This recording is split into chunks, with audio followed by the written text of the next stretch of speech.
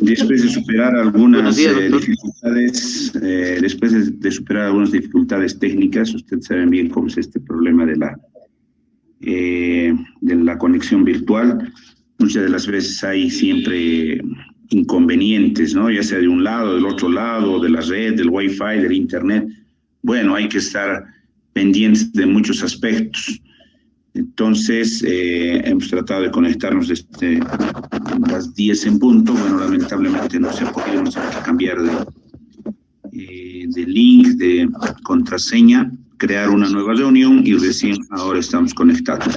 Bueno, les estoy compartiendo la pantalla. ¿Ustedes ven las diapositivas ahí? Sí, doctor. Excelente. Bueno, este es un trabajito que había realizado para una oportunidad de un congreso de cirugía, ya en especialidad de cirugía, en donde me habían invitado para poder exponer el estudio radiológico de la placa simple de abdomen. Entonces, ahí está el trabajito, lo vamos a actualizar. El abdomen simple.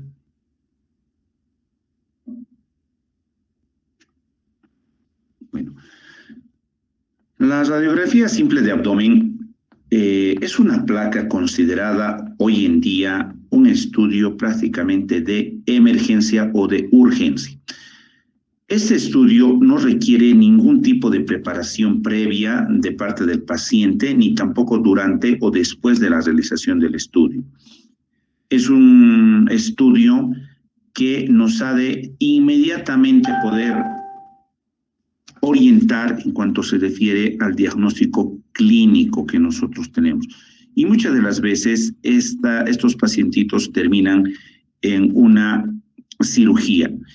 Generalmente se solicita en casos de emergencia, cuando el paciente tiene una presentación clínica aguda y cuya sintomatología clínica principal está referido al dolor abdominal. Entonces, incluso el dolor abdominal hoy en día puede ser considerado como el signo más importante para que nosotros podamos solicitar un estudio de abdomen simple. Cuando decimos abdomen simple, estamos refiriéndonos a que no utilizamos ningún método, ningún medio de contraste. Los medios de contraste nos sirven para realzar o para evidenciar algún tipo de lesiones que se pueda querer estudiar. Sin embargo, en el abdomen simple no se utiliza ningún medio de contraste y el estudio debe hacerse de manera inmediata. Vamos a hacer un recuerdo anatómico de la cavidad abdominal. La cavidad abdominal prácticamente se extiende en la parte superior, su límite, los diafragmas o el músculo diafragma. Y hacia la parte inferior tenemos como límite la excavación pélvica o la excavación pelviana. En la parte posterior, la columna vertebral y también en la parte posterior, los laterales y la pared abdominal anterior, formado exclusivamente por paquetes o grupos musculares gruesos que van a ir a cerrar toda la parte lateral y principalmente la parte anterior del abdomen. De esta manera tenemos constituido la cavidad abdominal. La cavidad abdominal alberga prácticamente a muchos órganos importantes, los cuales para un mejor estudio se los ha dividido en dos tipos de órganos. Aquellos órganos que ocupan una parte predominantemente o preferentemente anterior, denominados los órganos intraabdominales, abdominales, y otro grupo de órganos que ocupa la parte posterior, que en este caso serían los órganos que ocupan la cavidad peritoneal, o mejor denominado los órganos retroperitoneales. Retroperitoneales porque se encuentran en la parte posterior, ¿no es cierto? Acá, por ejemplo, tenemos una vista de la pared lateral del abdomen en donde se dibuja una línea. denominada la línea properitoneal. Esta línea properitoneal se encuentra conformada por la intercalación, digamos, de músculos y grasa, principalmente los músculos oblicuos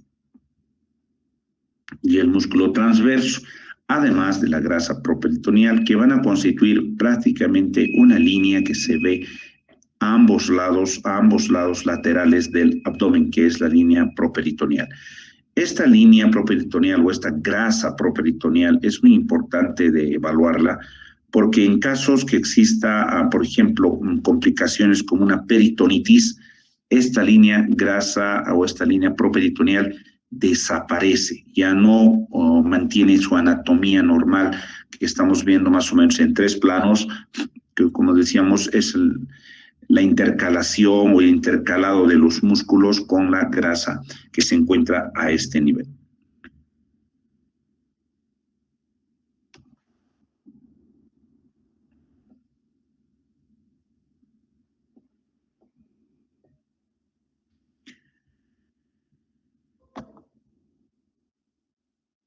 Bueno, vamos a seguir haciendo el recuerdo anatómico y mencionaremos rápidamente a los músculos o a los órganos abdominales, de los cuales el más grande es en la parte anterior el hígado. Ocupa el hipocondrio del lado derecho. Se observa normalmente como una radio-opacidad de densidad más o menos grasa ubicada por debajo del diafragma derecho. Entonces, al ser grande y homogéneo, se le ha de visualizar fácilmente. Y se le ve mucho más fácil cuando, por ejemplo, puede presentar lesiones neoplásicas o calcificaciones. ¿Ya? Otro órgano también abdominal, en este caso un segmento, sería la cabeza del páncreas. La cabeza del páncreas ocupa una posición anterior, no así la cola y el cuerpo, que son más bien estructuras retroperitoneales que se encuentran en hacia la parte posterior. En el lado izquierdo encontramos el vaso. El vaso no se observa en un estudio radiológico simple del abdomen. Solamente se puede observar si existe algún tipo de alteraciones, como por ejemplo calcificaciones que se observan en el vaso.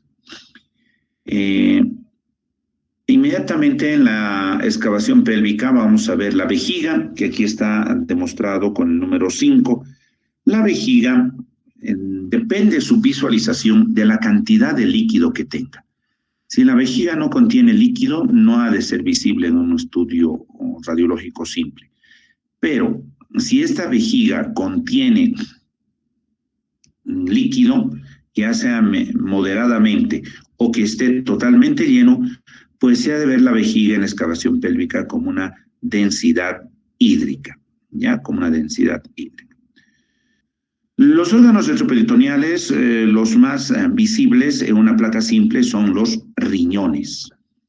Los riñoncitos se pueden observar prácticamente muy bien dibujados en su parte periférica o en el contorno renal. El contorno renal es muy visible o es fácilmente de ver gracias a la importante vascularización que tiene, como también por la abundante cantidad de tejido graso que está rodeando al riñoncito. ¿Ya? Tenemos también, ya habíamos mencionado, el cuerpo y la cola del páncreas. Normalmente no se ve, pero sí se puede ver después de procesos inflamatorios, como una pancreatitis aguda, una pancreatitis crónica, una pancreatitis hemorrágica o supurativa o fibrótica, como calcificaciones que van a quedar después de que ya se ha solucionado la presentación clínica de estas pancreatitis. En la excavación pélvica, órganos retroperitoneales tales como el útero y los ovarios, que normalmente no se ven, solo se pueden observar cuando presentan cuerpos extraños o cuando presentan calcificaciones en su interior.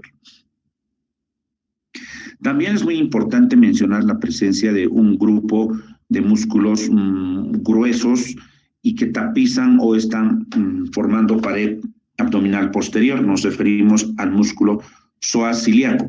En la porción del psoas vamos a ver esta línea que va oblicuamente de arriba hacia abajo de la línea media hacia afuera, que nace más o menos a la altura de D12L1 del cuerpo vertebral de dorsal 12 o lumbar 1 y que va a ir a terminar en la parte media de la cresta ilíaca. Bueno, entonces de esa manera más o menos tenemos ya un recuerdo anatómico, la disposición de las estructuras orgánicas. Existen regiones abdominales en las cuales hay la presencia de aire de manera fisiológica, de manera normal. Pero este aire se caracteriza principalmente porque es un aire intraluminal, es decir, que se encuentra dentro de cavidades o de vísceras huecas. No existe la presencia de aire libre extraluminal, o sea, aire libre en cavidad abdominal. Podemos mencionar, por ejemplo, la presencia del aire en el fundus gástrico. Ahí tenemos entonces la presencia de aire en el fundus gástrico como una imagen en media luna o en semiluna radiotransparente cuando el estudio ha sido realizado en una posición de pie o con el paciente parado. También tenemos la presencia de aire en el ángulo hepático del colon, en el ángulo esplénico del colon y en la parte de la ampolla rectal, la parte terminal del asa sigma y la ampolla rectal. Hay que reiterar que la presencia del aire siempre es intraluminal, no es un aire que está por fuera de la cavidad, es un aire intraluminal. Presencia de aire por fuera de las cavidades huecas no existe. ¿Ya? Bueno, acá tenemos ya una placa simple radiográfica de abdomen simple. El estudio preferentemente debe realizarse con el paciente en proyección frontal y el paciente en posición de bipedestación o paciente paradito, siempre y cuando las condiciones del estado general del paciente nos permitan poder realizar este tipo de posición y este tipo de proyección. Entonces, la proyección estándar para el estudio de placa simple de abdomen es una proyección frontal, la cual puede ser antero-posterior o posterior-anterior, y una posición parado de pie o en bipedestación de parte del paciente. Luego, como proyecciones complementarias, podemos tener la proyección en decúbito dorsal, también frontal, ya sea AP o PA, o por último podemos incluso utilizar las proyecciones de cúbito lateral, derecha e izquierda, o incluso solamente en la proyección de cúbito dorsal con el paciente recostadito sobre su dorso, la proyección del rayo en una proyección horizontal y la placa en posición vertical. De esa manera vamos a poder demostrar la presencia de algo que se busca insistentemente en un estudio radiográfico simple del abdomen, como es la presencia de los niveles hidroaéreos. Si no cumplimos estas condiciones, pues no vamos a poder evidenciar la presencia de niveles hidroaéreos, ¿ok?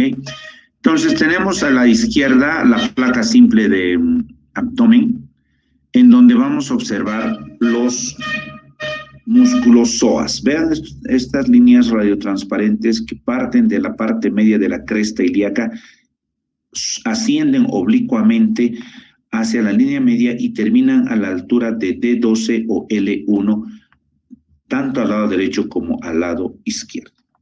¿Ya? Bueno, ahí tenemos entonces, bueno, volveremos atrás. Es muy importante también ver la sombra radiológica de los riñones. Ahí está, entonces acá también vemos el polo superior, polo inferior, polo superior, polo inferior de ambos riñones. Y vemos algunos segmentos de asas intestinales que presentan aire en el interior. Nuevamente, lo que nos resalta siempre es la línea de los músculos psoas. Vean, ¿dónde están los músculos psoas?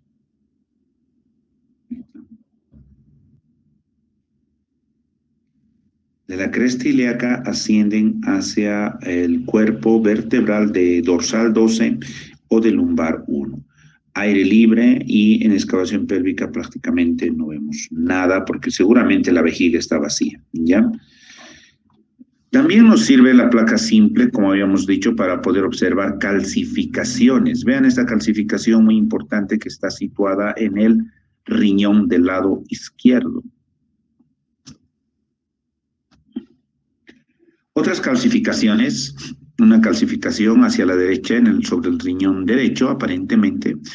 Y en el lado izquierdo vemos, bueno, más que calcificaciones, es un estudio más bien contrastado de la vía urinaria. Ya utilizamos contraste donde vemos los grupos caliciares del riñón derecho, vemos los uréteres radiopacificados y la llegada del contraste a la vejiga, dándonos una imagen francamente radiopaca. Vemos acá calcificaciones que se proyectan sobre el hipocondrio del lado derecho, más o menos. Esta placa nos plantea una disyuntiva. Esta disyuntiva es saber exactamente si estas calcificaciones corresponden a calcificaciones intercostales, pueden ser calcificaciones de la vesícula biliar, intravesiculares, o pueden ser calcificaciones del riñón derecho, que están en el riñón derecho. Frente a este tipo de placa radiográfica en donde nos plantea dudas disyuntivas, lo que nosotros debemos hacer es solicitar proyecciones accesorias o proyecciones complementarias. Sabiendo muy bien que la vesícula biliar es un órgano intraabdominal, en una proyección lateral derecha, esta calcificación se ha de proyectar hacia la parte anterior si corresponde a la vesícula. Pero si estas calcificaciones corresponden al riñón derecho, en una proyección lateral derecha se va a proyectar hacia la parte posterior, muy cerca incluso a la columna vertebral. De esa manera nosotros podemos despejar la duda que si esta calcificación corresponde a una calcificación vesicular, intravesicular o una calcificación que se encuentra en el riñón. Entonces, no es suficiente una proyección frontal, muchas de las veces hay que tomar proyecciones complementarias o proyecciones accesorias. Acá vemos un abdomen en donde hay aumento difuso de la densidad hídrica por la presencia de líquido libre en cavidad abdominal, lo que se conoce con el nombre de una ascitis. Bueno, acá a la derecha vemos cuerpos extraños, una T de cobre, fuera de cavidad uterina. La cavidad uterina es retroperitoneal, debía estar máximo. Vean, incluso la vejiga se ve llena, se ve el globo vesical de densidad hídrica, y por encima del globo vesical se encuentra la T de cobre. En el otro lado también vemos innumerables cuerpos extraños. Esta plaquita la hemos tomado, o bueno, no la han tomado acá en el centro de diagnóstico, ya un día, una madrugada, en realidad 3 de la mañana más o menos, toca el intercomunicador de mi casa, y bueno, a esa hora uno se levanta y está apenas, ¿no?, despejando la mente, y me hacen saltar de golpe, todavía al decir de que en ese momento me estaba tratando de ubicar la policía, ¿no? Entonces, doctor, somos de la policía, lo estamos necesitando urgentemente. Imagínense esa noticia, 3 de la mañana.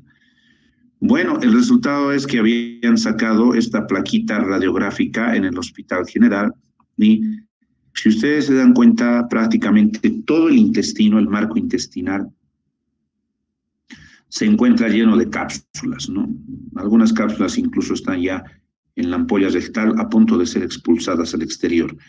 Era de una persona que le habían capturado viajando y que sospechaban que se había tragado las famosas cápsulas de cocaína, y evidentemente todo el marco cólico, todo el marco intestinal está, como vemos en la radiografía, relleno de cápsulas de cocaína. Entonces, lo que Me buscaban era para hacer precisamente el informe radiológico, indicando lo que nosotros estábamos observando en ese momento. Pues habíamos hecho el informe, indicando que todas las asas intestinales se encuentran llenos de cápsulas y que, bueno, nosotros no podemos definir cuál es el contenido, ¿no? Bueno, el trabajo seguro de ellos continuaba y consideraba que era una persona que estaba transportando droga envueltas en cápsulas para posteriormente ser expulsadas una vez estando ya en el exterior. Bueno, ahí están las proyecciones. La primera proyección siempre que vamos a solicitar, hemos dicho que es la proyección de pie, parado, ya sea en bipedestación frontal, en AP, en este caso antero-posterior, o en postero-anterior, como vemos en este otro caso. Dense cuenta cómo está viajando el rayo, ¿no? O el rayo de la radiación ionizante. Tiene una proyección horizontal y la placa está en sentido vertical.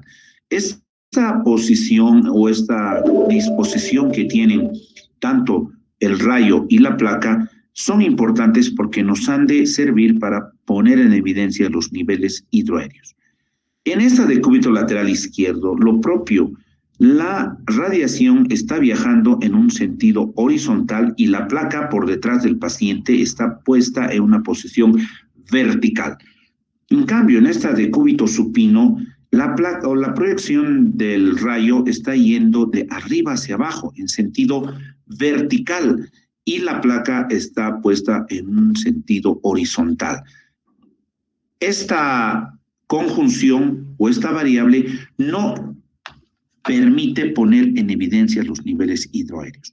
Solamente cuando el rayo es horizontal y la placa vertical podemos nosotros poner en evidencia los niveles hidroaéreos. ¿Ok?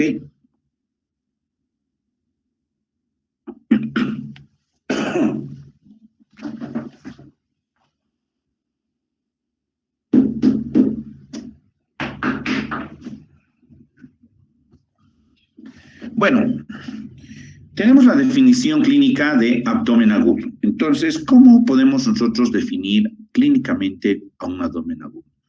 Son pacientes que se presentan a cualquier hora del día o de la noche en el consultorio generalmente de emergencia, que cursan con malestar general, un dolor abdominal tipo cólico, distensión abdominal, el abdomen se encuentra distendido, globoso, hay alteraciones de los ruidos hidroaéreos y del peristaltismo, y cuando decimos que existen alteraciones, pueden estar estas alteraciones aumentadas, pueden estar disminuidas o pueden estar abolidas.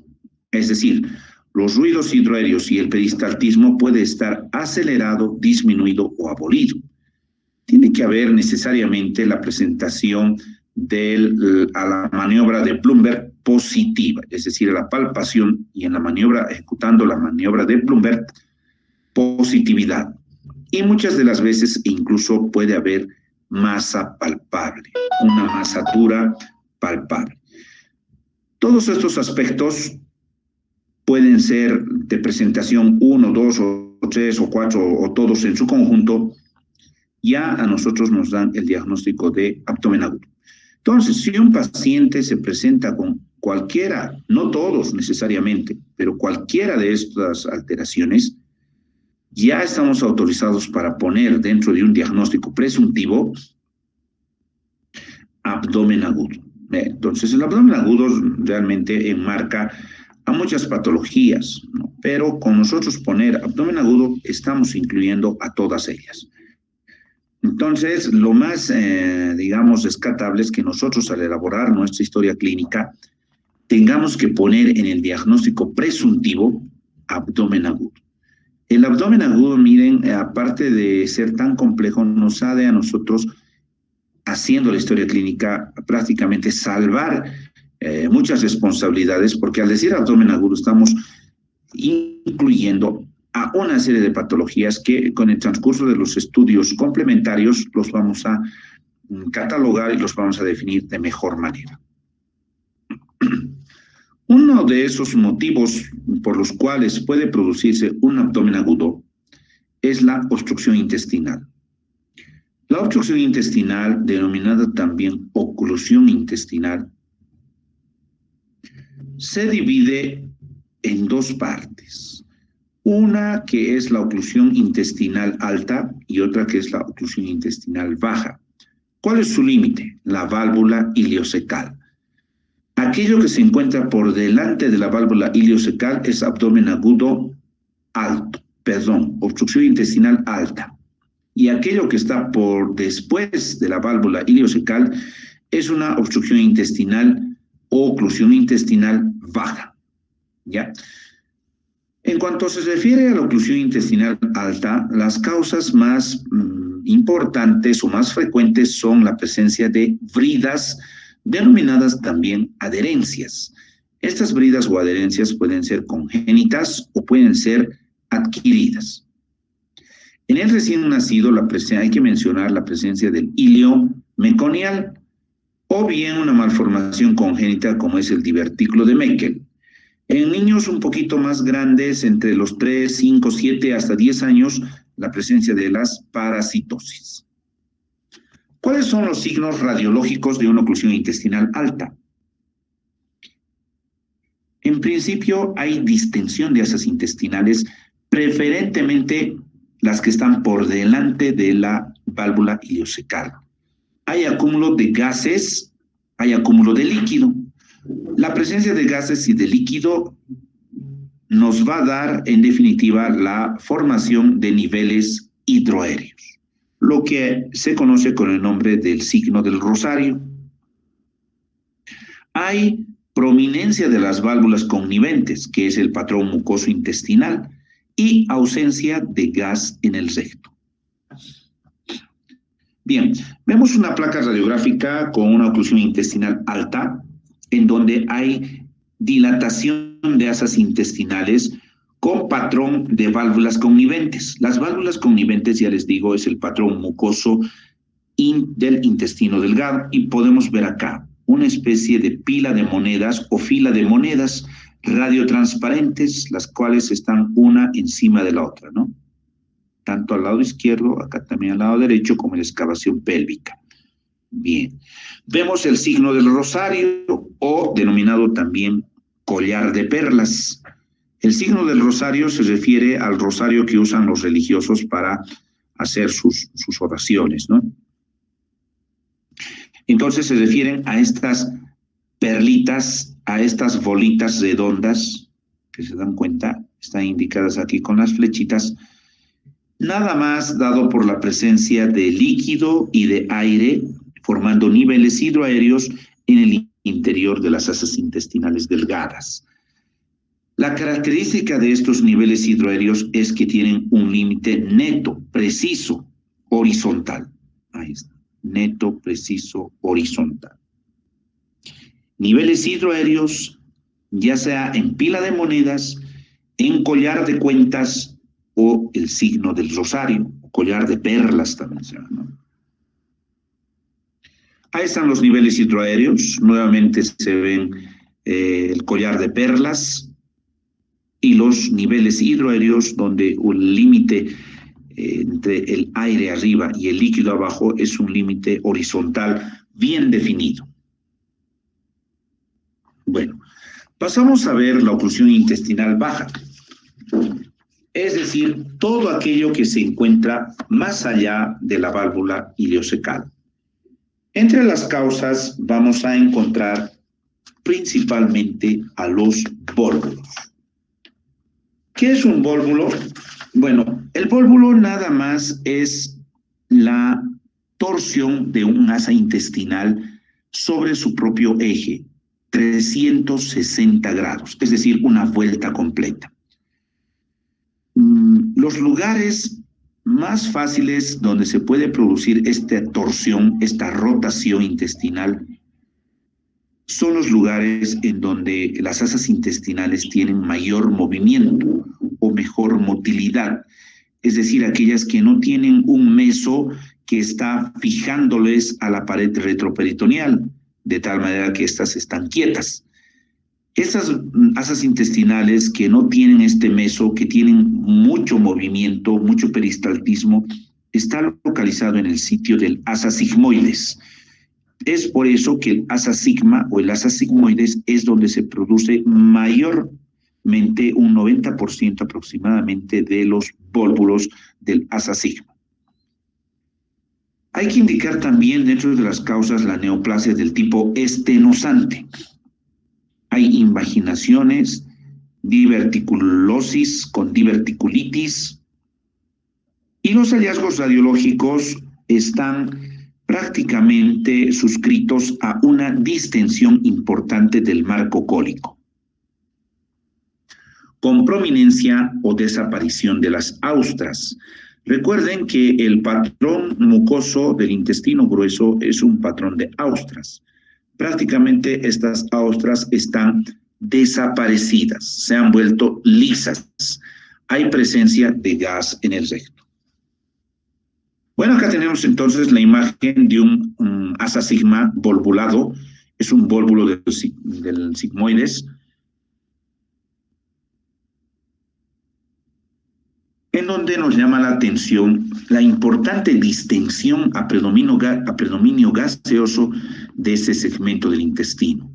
Prácticamente nos dibuja un signo clásico y característico de los vólvulos, que es el signo del grano de café o de la U invertida. También vemos hacia la izquierda un asa intestinal llena de aire, dándonos el signo del grano de café. Muchos autores clasifican a la oclusión intestinal obedeciendo a su mecanismo de producción, ¿ya? En este caso, también se divide en dos grupos por su etiología de producción. El hilio mecánico, llamado también oclusivo o obstructivo propiamente dicho, que puede ser de causa intraluminal o incluso extraluminal, y que radiológicamente se caracteriza por la presencia de niveles hidroaéreos donde hay predominio de líquido sobre el gas, es decir, hay más líquido, menos cantidad de gas. Pese a eso, se forman claramente los niveles hidroaéreos en la placa radiográfica. Y el segundo grupo sería el hilio paralítico, denominado también hilio reflejo, hilio adinámico o hilio reversible. ¿Por qué reversible? Porque en algún momento clínico prácticamente este hilio desaparece y las asas intestinales vuelven a su condición normal. ¿Ya? Entonces, es importante poder establecer el diagnóstico diferencial a través de una placa radiográfica entre un hilio mecánico y un hilio paralítico. Si es un hilio mecánico, generalmente termina en un acto quirúrgico, pero si es un hilio paralítico, fácilmente este puede volverse reversible y desaparecer las condiciones del hilio. Entonces, depende del médico que en ese momento esté haciendo la valoración radiológica para si ese paciente se opera o ese paciente va a su casa. Entonces, yo creo que ninguno de ustedes querrá estar en esa situación, en esa disyuntiva de decir a un paciente que tiene que operarse, váyase a la casa. O por el contrario, a uno que no tiene nada, operarlo y hacerle un acto quirúrgico insulso en vano. El hilo paralítico, ya hemos dicho, es llamado también reflejo o adinámico. ¿Por qué se llama reflejo? Porque nada más resulta del reflejo, ya sea de un trauma o de un órgano vecino que se encuentra inflamado. O también se llama adinámico porque solamente ha perdido su dinamismo transitoriamente, pero en cualquier momento va a volver a recuperar su peristaltismo y su dinámica intestinal. Por ejemplo, un paciente posoperado. Durante el acto quirúrgico se ha hecho manipulación de las asas intestinales y esas asas intestinales se han reflejado y se han quedado quietas por un momento, por un tiempo, por 1, 2, 3 días. Y después, al cabo de 2, 3 días, vuelve a su peristaltismo normal. Pacientes, por ejemplo, con traumas. Un paciente que está jugando fútbol, le dan un pelotazo en el abdomen, esas asas intestinales se irritan, se quedan quietas, se llenan de aire y cualquier momento, en 1, 2, 3 días, vuelve a su funcionamiento normal. Radiológicamente se caracterizan porque las asas intestinales están muy distendidas. Hay predominio del gas sobre el líquido, no a la inversa como el hilio mecánico, donde había más líquido y había poco gas. En este caso hay más gas y escaso líquido, lo que no da lugar a la formación de niveles hidroaéreos. Simplemente viendo esta placa, ¿ustedes qué creen, que hay más gas o hay más líquido? Lógicamente hay más gas.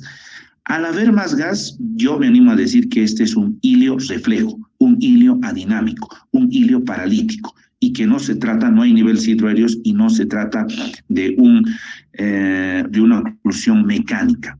Entonces yo a ese pacientito se lo mando a su casa, que vaya allá y muy pronto va a eliminar los gases y va a volver a su peristaltismo normal. Acá seguimos viendo un hilio paralítico, un hilio adinámico, en donde las asas intestinales se encuentran llenas de aire, llenas de gas.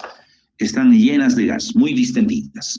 Las austras prácticamente han desaparecido y se vuelven unas asas intestinales de paredes lisas.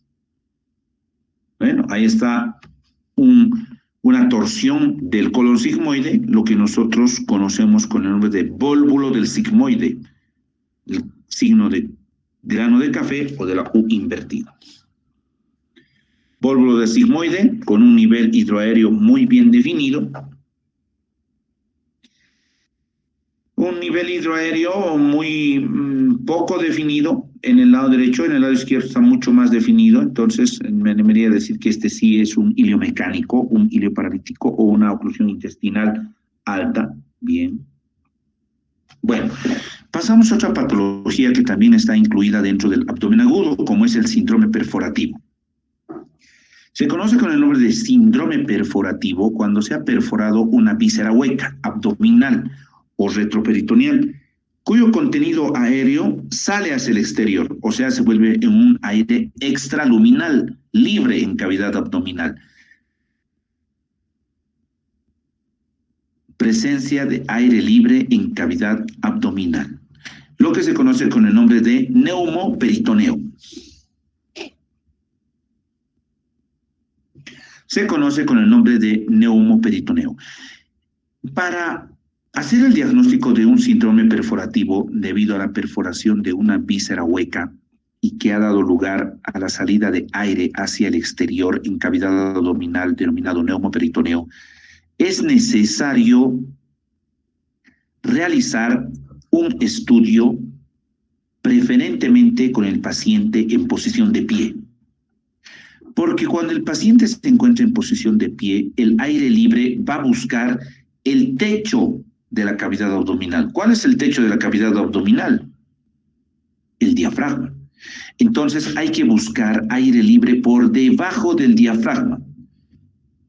Es recomendable buscar el aire libre por debajo del diafragma derecho, porque normalmente por debajo del diafragma izquierdo existe la presencia de imagen radiotransparente en media luna o en semiluna, que es la imagen de aire en el fundus gástrico. Por eso es que debemos buscar en el lado derecho. Existe presencia de aire por debajo del diafragma derecho. A veces puede estar ubicado este aire entre la cara superior del hígado y del diafragma. A veces puede estar ubicado entre la cara inferior, por debajo de la cara inferior del hígado, denominado el espacio, la bolsa de Morrison. La bolsa de Morrison, muchas de las veces puede haber aire libre alrededor de los riñones, un neumorriñón. Bueno, esos son los lugares más frecuentes donde se debe buscar el aire libre, ¿ya? Bueno, también puede ya haber aire libre si nosotros realizamos una proyección de cúbito lateral izquierdo. Aire libre en la pared costal y el hígado. Aire por debajo del reborde del hígado, lo que decíamos. Aire en medio de las asas intestinales, pero sin patrón de válvulas conniventes o patrón de austras. aire en la parte periférica del riñón, neumorriñón, por perforación más de víscera retroperitoneal. Y en estos casos, un dato muy importante, cuando nosotros nos encontramos frente a un paciente, sospechamos la presencia de perforación de víscera hueca, no se debe utilizar el contraste varitado, el contraste de bario. Sí se puede utilizar el contraste de yodo. No el contraste de bario, porque el contraste de bario, al pasar a cavidad peritoneal, va a producir una reacción química denominada una peritonitis química. Una peritonitis química. En cambio, si nosotros hacemos el estudio con un método de contraste iodado, ese contraste iodado pasa a cavidad peritoneal, no produce ningún tipo de irritación, más al contrario, es absorbido por la cavidad peritoneal, metabolizado por el hígado y excretado por vía renal. ¿Ok? Bueno, acá está la clásica imagen de un neumoperitoneo, imagen en media luna o en semiluna, por debajo del diafragma derecho, entre la cara superior del hígado y el diafragma derecho. Sin patrón de Austras, sin patrón, es totalmente liso, pero estamos buscando por debajo del diafragma derecho. En la proyección lateral también podemos observar cómo está localizado por debajo del diafragma derecho. Y ambos ya sabemos cómo reconocer en proyección lateral el diafragma derecho y el diafragma izquierdo, ¿verdad? Eso ya lo hemos visto en las primeras clases. Acá vemos imagen en media luna por debajo del diafragma derecho, y en el lado izquierdo también vemos una imagen radiotransparente que puede ser quizás en forma de media luna, pero que nosotros sabemos que es aire en el fundus gástrico. Aire en el fundus gástrico. ¿Ok? Mucho más claro, imagen en media luna por debajo del diafragma derecho, imagen en el fundus gástrico por debajo del diafragma, radiotransparentes ambas por debajo del diafragma izquierdo. Y si nosotros tenemos la certeza, la seguridad de que existe perforación, digamos sea una perforación mínima, una perforación tan mínima que hay que obligar a que la imagen se ponga en manifiesto. En este caso lo que hacemos es pasar una sonda nasogástrica tipo Levin hasta el estómago. Insuflamos aire en el estómago, mucho aire, insuflamos a través de la sonda. Esperamos unos 10 minutos, ponemos en decúbito lateral izquierdo al paciente y vamos a ver cómo sale ese aire y se pone entre la pared costal y el hígado. Acá está la imagen en media luna o en semiluna, entre la pared costal y el hígado. Prácticamente hemos demostrado. Esta proyección se conoce con el nombre de la proyección de Pancoast, que sirve para demostrar el aire libre abdominal, y se toma una placa radiográfica en decúbito lateral izquierdo, rayo horizontal, placa vertical. En la obstrucción intestinal se agrega la radiografía de abdomen de pie para buscar niveles hidroaéreos. Bueno, thank you very much. Revisen sus apuntes, por favor. ¿Alguna pregunta? ¿Alguna duda?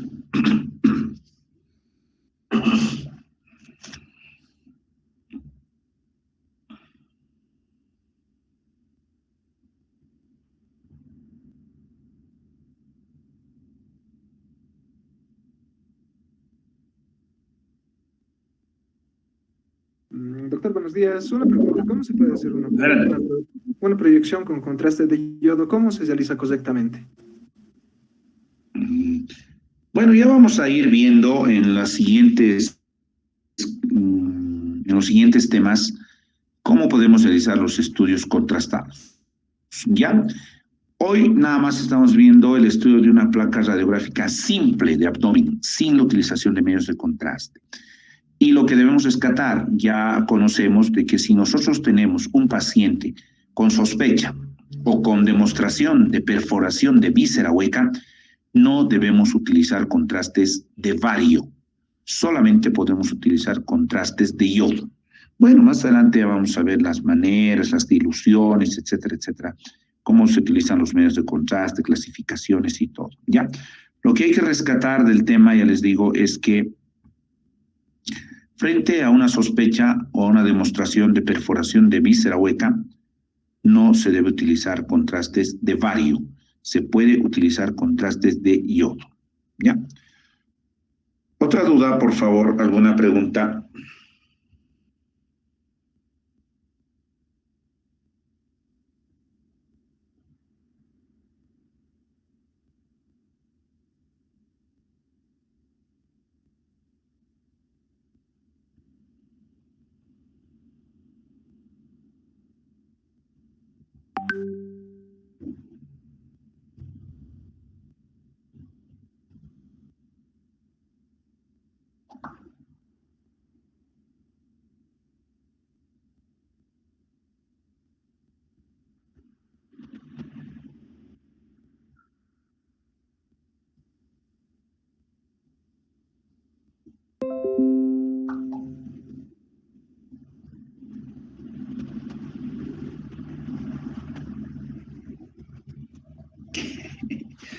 Preguntas, jóvenes, adelante, adelante, despejen las dudas ustedes.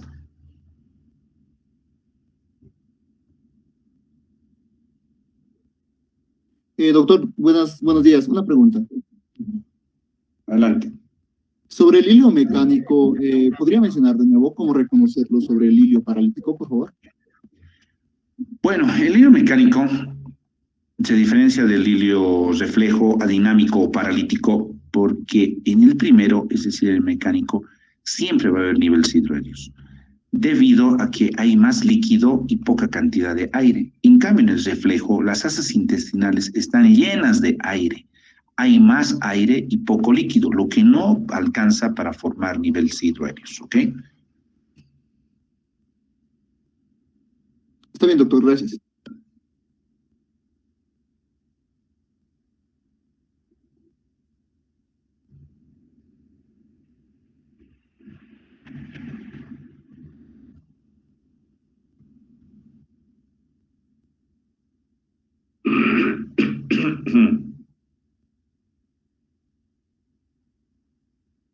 Adelante con alguna otra pregunta, alguna otra consulta.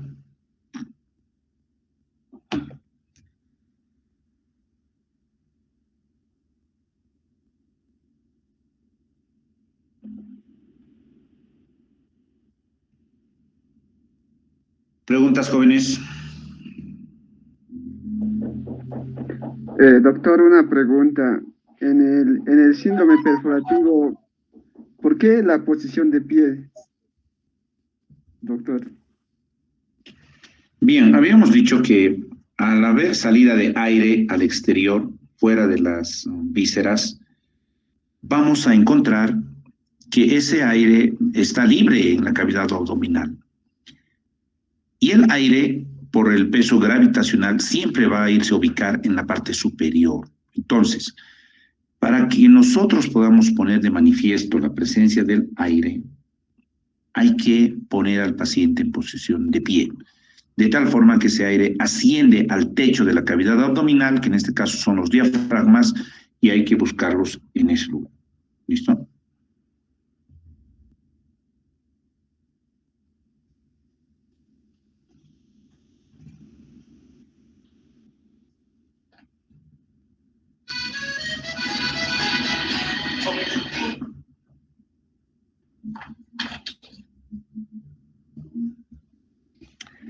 ¿Alguna otra pregunta, alguna consulta?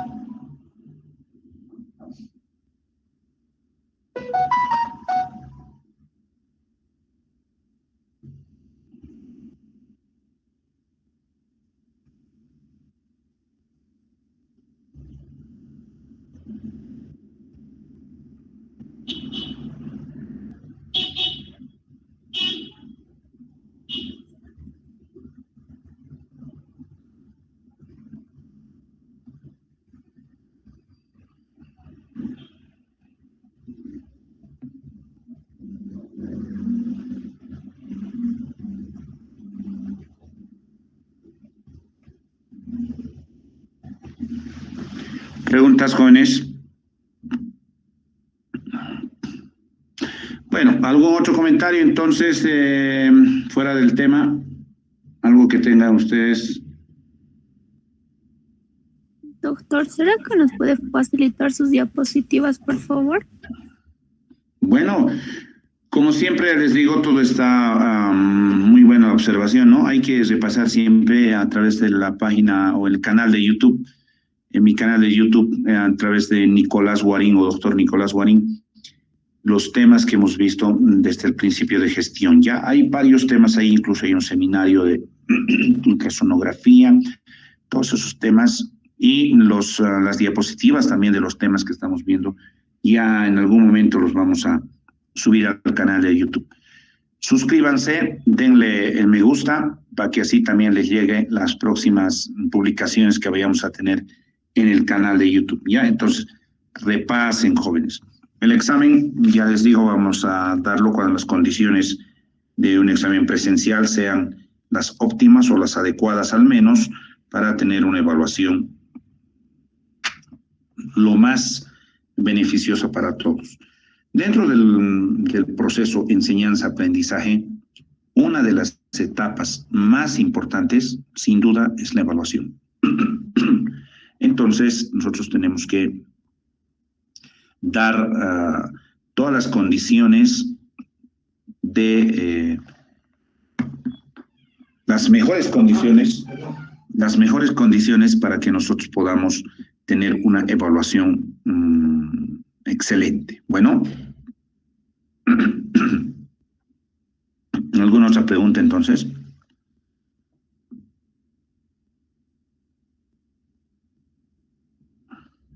Bien, por último voy a compartir con ustedes un audio. Lo voy a mandar al grupo, ustedes pueden verlo también allá, pero por lo pronto vamos a compartir un audio, ¿ya? Luego lo voy a enviar al grupo. Este pueblo nuestro necesitamos mucha paz, porque alegría tenemos, si no escucha. Bueno, de ahí estaremos hasta el amanecer cantándole a la madre, porque ella nos trae la luz. Yo los bendigo a ustedes, a sus seres queridos y a toda Bolivia desde aquí, desde el santuario de la Catzamosa, la más linda, la más preciosa, la Virgen de la Candelaria. Los bendigo en nombre del Padre, del Hijo y del Espíritu Santo. ¡Dijayaya!